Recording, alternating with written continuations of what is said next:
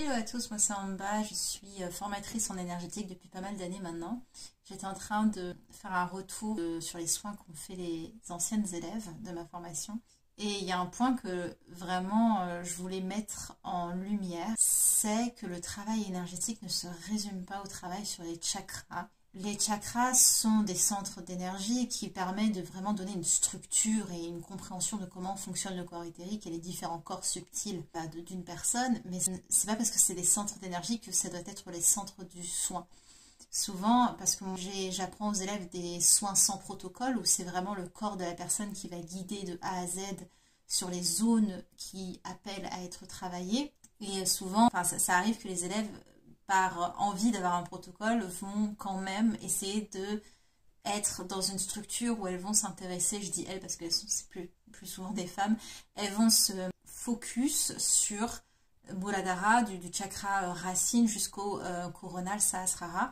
Et du coup, elles vont créer une forme de protocole. Alors, il n'y a rien de mal à avoir des habitudes, mais le souci, c'est que en créant une structure de soins, on ne laisse plus la place au corps de nous dire quelle zone faire.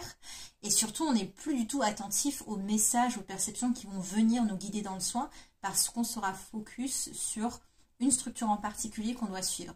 Pour moi, c'est ça qui limite le bien fondé des protocoles, c'est que ça peut être très vite enfermant et ça nous enlève notre capacité intuitive et notre capacité de... Enfin, ça nous endort un peu dans nos perceptions parce qu'on va juste se concentrer sur une chose. Donc, le travail des soins énergétiques ne se résume pas au chakra. Le chakra, c'est hyper pratique parce que un centre travaille beaucoup de choses et via un centre, on peut vraiment aller en profondeur sur plein de sujets. Mais les chakras vont être travaillés que si ce qu'on est en train de faire dans le soin, si ça fait sens d'aller voir le chakra, ou si le chakra appelle, ou si ça se situe, ou si c'est de l'ordre de ce chakra-là.